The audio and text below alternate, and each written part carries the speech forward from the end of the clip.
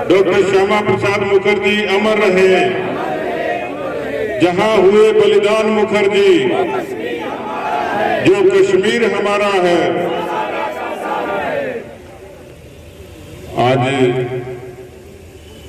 जनसंघ के संस्थापक और भारतीय राजनीति में जिन्होंने एक सशक्त विपक्ष की शुरुआत की और जनसंघ का दिया जलाया, लोग कहते हैं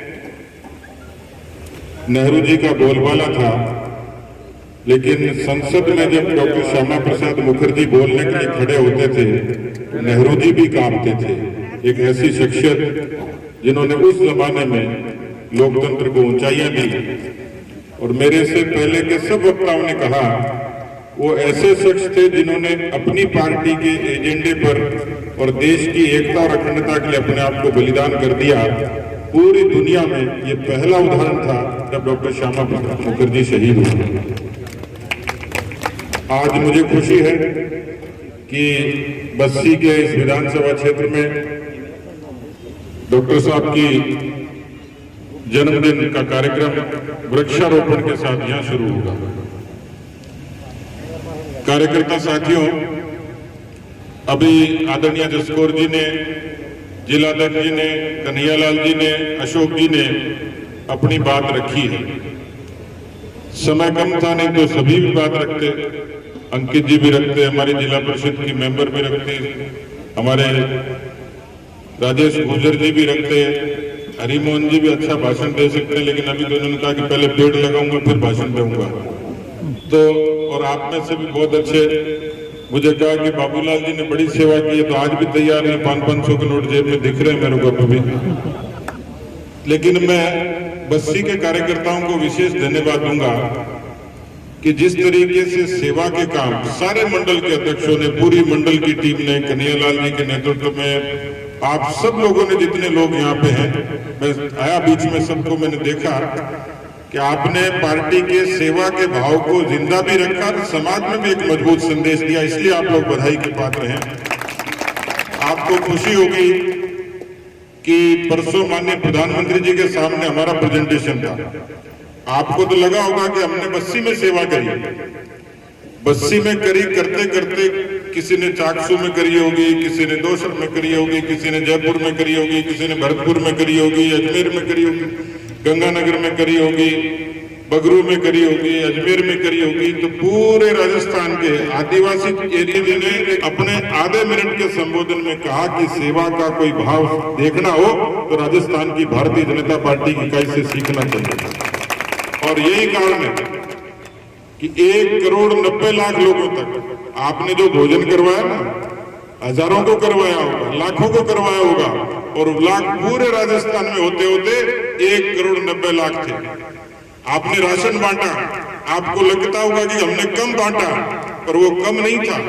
57 लाख लोगों तक सूखी सामग्री भारतीय जनता पार्टी के कार्यकर्ताओं ने पूरे राजस्थान में बांटा। 5 लाख से भी ज्यादा जो आपके लोग गए थे ना, कि आपने गिनती नहीं करी, हमने कर ली। 5 लाख से भी ज्यादा प्रवासी श्रमिकों की, जैसे आपने कहा कि हमने उनको पगरखी भी भेंट करी, हमने उनको सैनिटाइजर भी दी, हमने मास्क भी दिए। और मैं देखता था कि मास्क बनाते बनाते हमारे सरपंच से लेकर सांसद तक मास्क बना रहे थे। भरतपुर की हमारी सांसद रंजीता ने तो खुद अपने हाथ से 500 मास्क बनाकर खुद सिलाई करके बांटे लोगों के बीच में।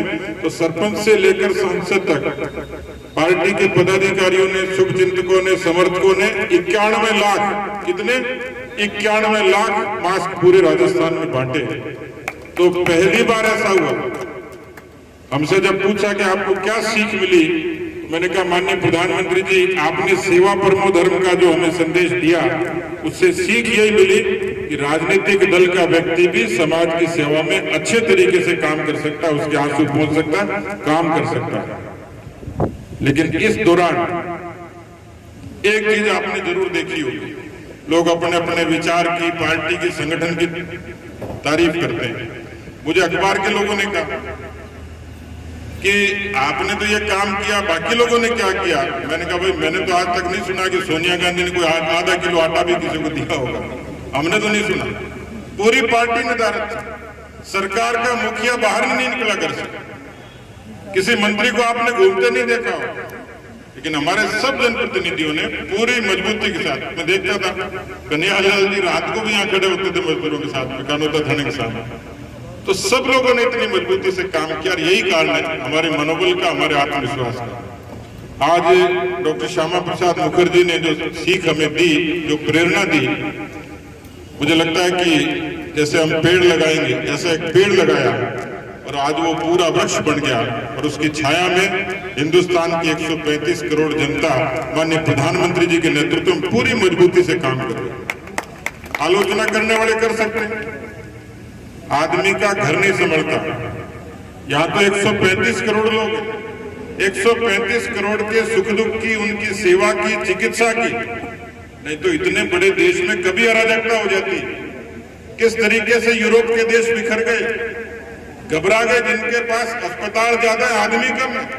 यहाँ तो अस्पताल भी कम है, डॉक्टर भी कम है, आदमी ज्यादा है, लेकिन फिर भी एक आदमी के नेतृत्व ने एक शब्द कहा कि जनता कर्फ्यू लागू किया जाता है, लॉकडाउन लागू किया जाता है, तो वो कहते हैं कि जनता, हिंदुस्तान की जनता इस बात के लिए धन्यवाद का पात्र है कि जनता की भागीदारी ने लॉकडाउन को भी सफल बनाया, इस कोरोना की बीमारी को हराने के लिए मजबूती से वो लोग खड़े हैं। अब लेकिन मित्रों, प्रधानमंत्री जी अभी भी कह रहे थे ये जो अपन ने मुंह पे लगा रखा है, वैसे तो ये रखते ही अपन सब लोग, और जब कोई आंधी आती जब लपेट भी लेते, तो इसमें कोई नई बात कोई नहीं है, लेकिन अभी खतरा कम नहीं हुआ, इसलिए ये मास्क का उपयोग जरूर करना है। साबुन से हाथ धोना, हालांकि थोड़ी दूरी दूरी होनी थी, कम से कम 1 फुट की तो होनी थी, लेकिन आपके बीच में आधे फुट की है, तो इस प्रोग्राम में कमी सिर्फ यही है कि थोड़ी सी डिस्टेंसिंग होती। और मैं तो लॉकडाउन के बाद पहली बार इतना बड़ा प्रोग्राम देखा है, नहीं तो कई बार डर लगता है कि कार्यकर्ता सावधानी नहीं बरतेंगे तो तकलीफ होगी। इसलिए कम से कम ये बात तो जरूर ध्यान में रखनी चाहिए कि हम लोग जब लोगों के बीच में जाते हैं तो उनको इस बात के लिए जागृत करते हैं। इस कोरोना का काफी प्रभाव हुआ और इस कोरोना के दौरान चीन भी बीच में आ गया। अभी बहन जी कह रही थी कि चीन का सामान मत खरीदना। एक कोई ट्रक का ड्राइवर था, वो चीन चला गया सामान लेने, सामान लेके लोड किया, चीन की एक महिला से प्यार हो गया, उससे शादी कर ली, हिंदुस्तान में ले आया। थोड़े दिन बाद वो मर गई। तो बाबूलाल जी जैसे समझदार आदमी ने कहा था कि मैंने पहले ही कहा था कि चीन का सामान ज्यादा दिन चलता नहीं, पंगा क्यों लिया था?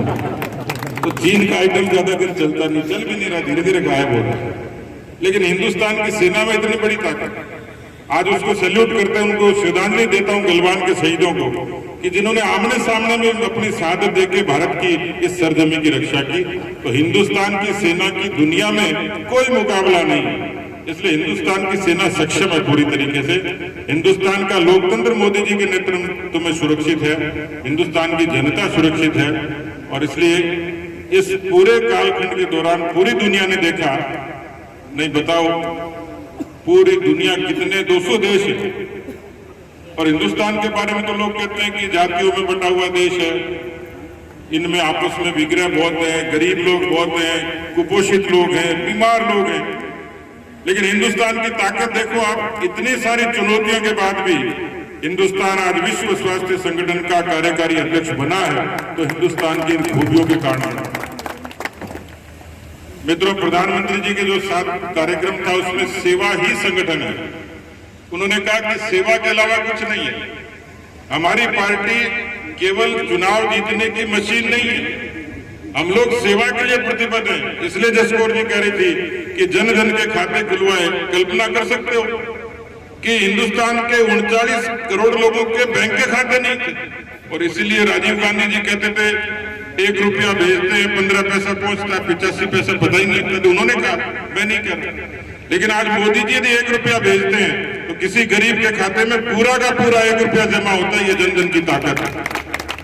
गैस का कनेक्शन, 10 करोड़ से भी ज्यादा बहनों को गैस का कनेक्शन, किसानों को PM किसान, आवास की जगह लोग इंदिरा आवास को खाली बोर्ड देखते थे, ईंटें बिखर जाती थी, लेकिन आज कश्मीर से लेकर कन्याकुमारी तक गरीबों को यदि आशियाने मिले तो ऐसे 10 करोड़ से भी ऊपर प्रधानमंत्री आवास, राजस्थान में भी 15 लाख PM आवास जो स्वीकृत हुए, जिसमें 9 लाख बनकर तैयार हो गए, ये पहली बार हुआ। इसलिए ऐसी बहुत सारी योजनाएं थी। और विचार के नाते भी आप में से बहुत लोग नारा लगाते थे, जैसे हमने नारा लगाया ना, जहां हुए बलिदान मुखर्जी वो कश्मीर हमारा है। आज डॉक्टर मुखर्जी साहब की आत्मा भी प्रसन्न होगी कि सरदार पटेल सरीखे लौह पुरुष अमित शाह जी ने कश्मीर के उस आर्टिकल 370 को निष्प्रभावी कर दिया और एक तरीके से कश्मीर को आजाद भी कर दिया, उनको एक सम्मान भी मिल गया। भारत के बहुत सारे ऐसे विस्थापित लोग थे, अफगानिस्तान में, बांग्लादेश में, आपके पाकिस्तान में, जिनको दोयम दर्जे का दर्जा हासिल था, उनकी इज्जत नहीं थी, सुरक्षा नहीं थी, कर्जे के नाम पर बहन बेटियों को उठा लिया जाता था। वो हिंदुस्तान में जो थे उनको भी नागरिकता नहीं थी, लेकिन पहली बार ऐसा हुआ कि नागरिकता संशोधन कानून के जरिए उनको ताकत देने का काम किया तो मोदी जी की सरकार ने किया। ये मोदी सरकार 2 के बड़े फैसले थे। इसलिए इस देश में 55 वर्षों तक राज करने के बाद जो कांग्रेस पार्टी नहीं कर पाई, वो काम मोदी जी ने 6 साल में करके दिखाया। आज आपको आसान लगते होंगे कि जन धन कौन सी साधारण बात है, साधारण नहीं, असाधारण बात है।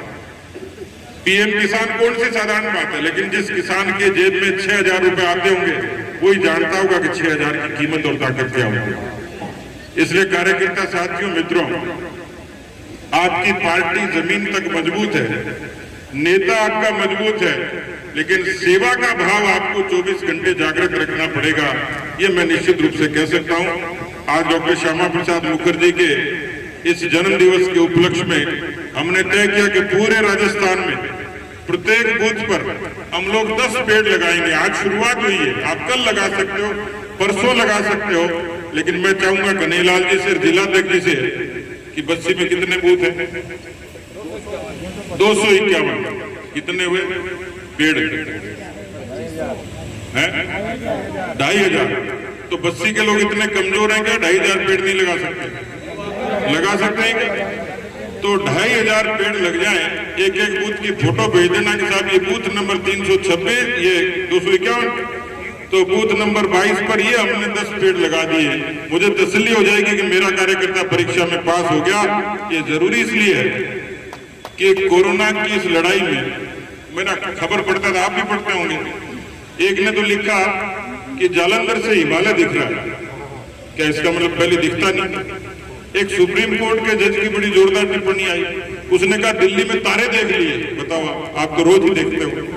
तारे देख लिए का मतलब क्या हुआ कि आसमान में इतना प्रदूषण था, उस प्रदूषण को यदि मिटाना है तो इस वृक्षारोपण को अभियान बनाना पड़ेगा।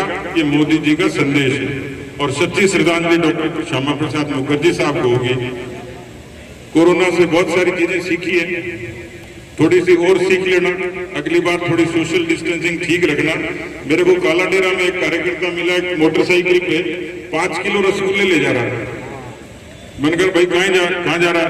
आज वहां के ब्याह है। तो मैंने कहा ये रसगुल्ले ब्याह में बोलोर कहीं 20 आदमी हो जाए तो बोला तम तो काम चल जाए। तो कोरोना से खर्चा भी बहुत बचा है, नहीं तो कितने अरबों खरबों रुपए लोग तो फिजूल खर्चे में कर देते, चाहे डरते डरते ही किया, लेकिन कितना बड़ा बदलाव है। इसका मतलब सीख मिलती है। इसलिए प्रधानमंत्री जी कहते हैं कि आपदा में भी अवसर है। इस आपदा को भी हमने समाज सेवा का अवसर बनाया, इसलिए आप सब लोग धन्यवाद के पात्र हैं। मुझे खुशी है कि मैं आज इस अच्छे कार्यक्रम का साक्षी बना। आप सब लोगों को बहुत बहुत शुभकामनाएं। निश्चित रूप से हमारी पार्टी, हमारा विचार, हमारा संगठन दूसरों के मुकाबले कहीं बेहतर है। ये पार्टी दूसरी जब सो के जगेगी तब तक हम लोग मीलों दूर तक आगे जा पाएंगे। मुझे पूछा किसी ने कि राहुल गांधी जी कांग्रेस के अध्यक्ष बनेंगे तो आप पर क्या फर्क पड़ेगा? मैंने कहा हमारे फर्क नहीं पड़ेगा, हिंदुस्तान की जनता का मनोरंजन और थोड़ा ज्यादा हो जाएगा। तो मैंने कहा अच्छी बात है, बन जाए तो हमारी बधाई, शुभकामनाएं। अपनी पार्टी, अपना नेता, अपना विचार, अपना संगठन पूरी मजबूती से आगे बढ़े। उसमें आप लोगों ने जो पसीना और परिश्रम बहा है उसके लिए आप साधुवाद के पात्र हैं।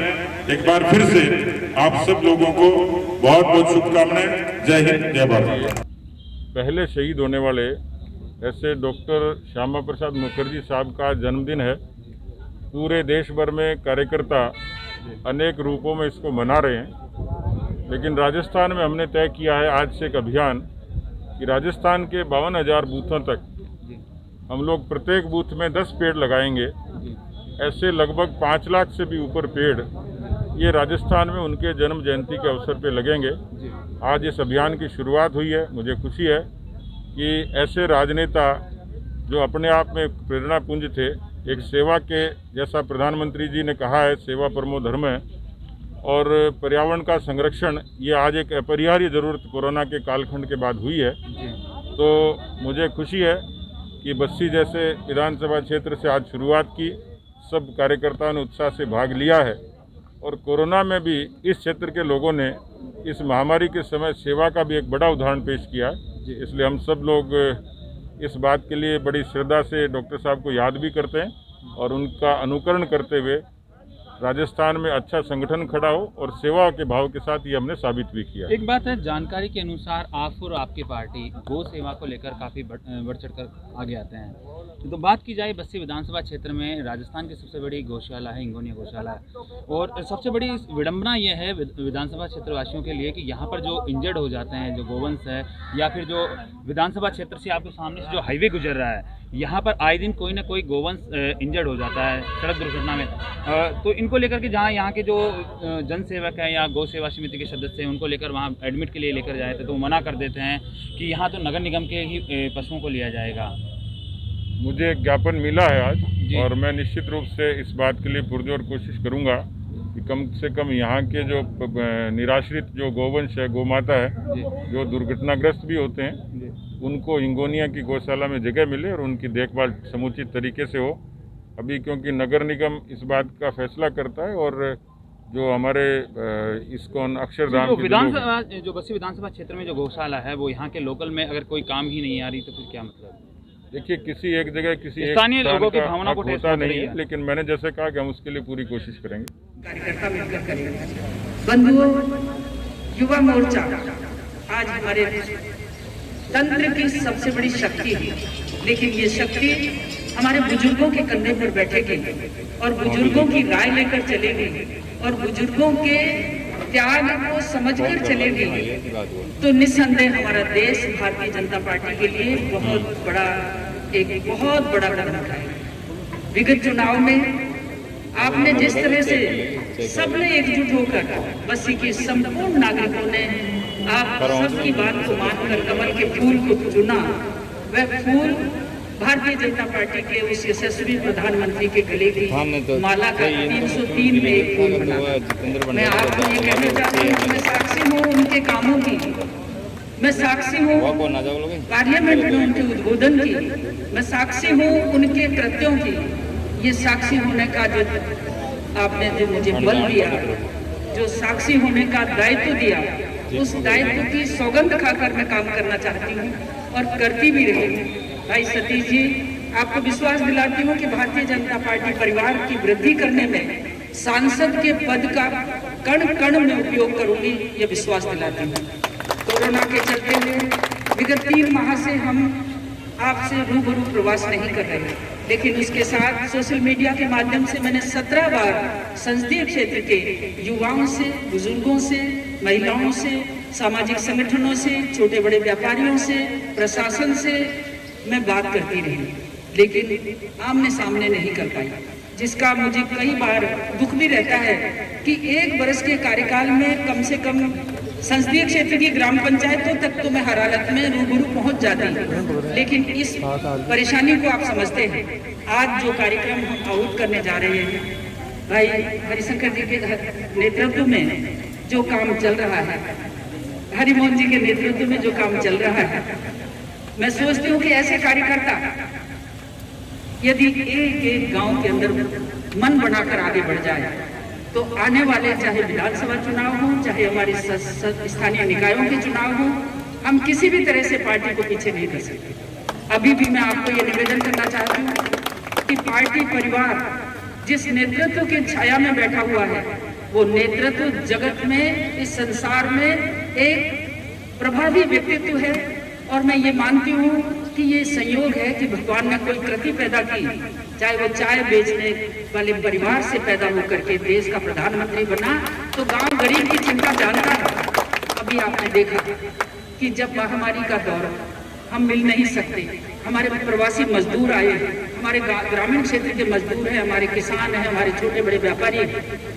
ये 20 लाख का जो पैकेज है, कांग्रेस इसके बारे में जो कहती है, तो मेरे सोशल मीडिया से जुड़े हुए भाइयों से मैं निवेदन करूंगी कि इस पैकेज के 28 तरह से, जिन तरह से हमको लाभ मिलेगा 28 क्षेत्रों में, उनको आप जानते हुए जनता के बीच में रखें।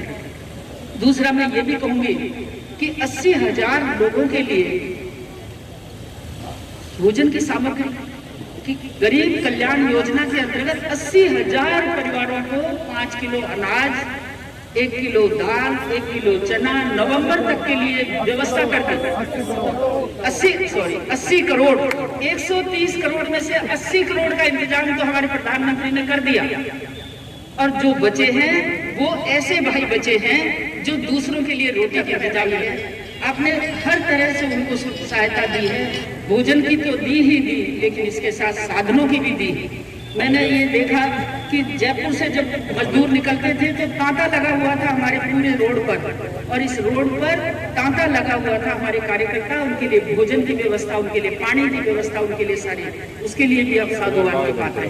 मैं एक बात और कहना चाहूंगी आप सबसे कि अब जो समय है, ये समय देश को जगत गुरु बनाने के लिए नेतृत्व आगे बढ़ चुका है। चाइना ने, पाकिस्तान ने आंख दिखाई तो आंख मसल दी, चाइना ने आंख दिखाई तो चाइना की छाती पर लेह में जाकर के हमारे प्रधानमंत्री ने जो उद्बोधन दिया, वो उद्बोधन आम नागरिक के लिए गर्व का विषय है। और मैं आपको ये कहूँ कि 113 देशों को हमारा देश सहायता दे रहा है, चाहे दवाई देता है, चाहे भोजन देता है, चाहे कोई अन्य सामग्री देता है, लेकिन 113 देशों को हमारे प्रधानमंत्री ने राहत पहुंचाई है। हम अन्न से पूर्णतया सुरक्षित हैं, हम धंधे से पूर्णतया सुरक्षित हैं। जब उन्होंने एक बात कही कि हमारे स्थानीय व्यवसायों को हमको आगे बढ़ाना है, और लोकल टू लोकल, मतलब स्थानीय जो हमारे व्यवसाय हैं, स्थानीय हमारे जो उद्योग हैं, उनमें जो उत्पादन हो रहा है, उस उत्पादन की हम ज्यादा से ज्यादा प्रचार करें, उनका ज्यादा से ज्यादा उपयोग करें, ज्यादा से ज्यादा खरीदें। हम चाइनीज सामान का बहिष्कार करें। चाइना से आई हुई जो भी सामग्री है वो 20 दिन चलती है 20 रुपए में, लेकिन यदि हमारी सामग्री 200 रुपए में 2 वर्ष चलती है तो हमको 20 दिन वाली खरीदनी या 200 दिन वाली खरीदनी। तो ये चीजें अब अपन को सोचनी है। इस समय खाद बीज का समय है। खाद बीज की दुकानों पर कांग्रेस का जो निकम्मापन चल रहा है कि वहाँ नकली खाद बीज की बिक्री हो रही है। हमारे सारे किसान खाद बीज के मामले में समझते हैं, और बस्सी के किसान तो बहुत अच्छे से समझते हैं, क्योंकि आप हाईटेक एग्रीकल्चर में भी आ गए हैं। तो मेरा आप सबसे निवेदन है, और कार्यकर्ताओं से, मंडल अध्यक्षों से, इन सभी से, और हमारे बुजुर्ग कार्यकर्ता जो प्रथम पंक्ति में बैठे हैं, पीछे भी बैठे हैं, आपको सांसद की हैसियत से मेरे कर्तव्य में जो भी बात आती है, सांसद के कर्तव्य के लिए मैं सदैव आपके साथ रहूंगी। कोकाड़ा में आपने कट की मांग की थी, और जब मैं पिछली बार आई तो आपने मांग की थी, मैंने उसके लिए पूरा प्रस्ताव बनाकर हमारे यातायात मंत्री नितिन गडकरी जी के पास भेज दिया है। और मैं आपको ये निवेदन करूं कि ये 3 महीने हम दिल्ली नहीं जा पा रहे, जैसे ही हमारा आवागमन होगा मैं तुरंत उस कार्रवाई को और आगे बढ़ाऊंगा। एक आपने स्कूल की बात की है कि स्कूल में कुछ कमरे चाहिए। सांसद कोष का इस वर्ष के बाद हमारा 2 वर्ष का सांसद कोष अभी कोरोना महामारी के चलते भारत की अर्थव्यवस्था में लगाया है। इसके बाद जो भी हमें मिलेगा वो आपके पास आएगा। मैं अभी भी आपको विश्वास दिलाती हूँ कि अभी बचा हुआ है, अभी 31 के बाद नए कलेक्टर और एसपी आए हैं तो वहाँ मीटिंग करूंगी, बचे हुए में से अभी भी कोकाड़ा स्कूल के लिए पैसा आ जाएगा। ये मैं आपको विश्वास दिलाता, आपका पैसा आप तक पहुँचने में, क्योंकि मेरा कुछ नहीं है, मुझे तो भाई साहब ने, हमारी संगठन ने, हमारी भारतीय जनता पार्टी ने एक निमित्त बनाया है। मैं मात्र एक कार्यकर्ता हूँ, कार्यकर्ता की हैसियत से ही काम करती रहूंगी, और इसी हैसियत को सदा आपके सहयोग से बचाए रखूंगी। उन्हें आप सबने स्वागत किया, सत्कार किया, जो स्वागत किया, सत्कार किया, उसके तहे दिल से मैं आभारी हूँ। और मेरा सौभाग्य है कि आज हमारे प्रदेशाध्यक्ष इस कार्यक्रम में सम्मिलित हुए।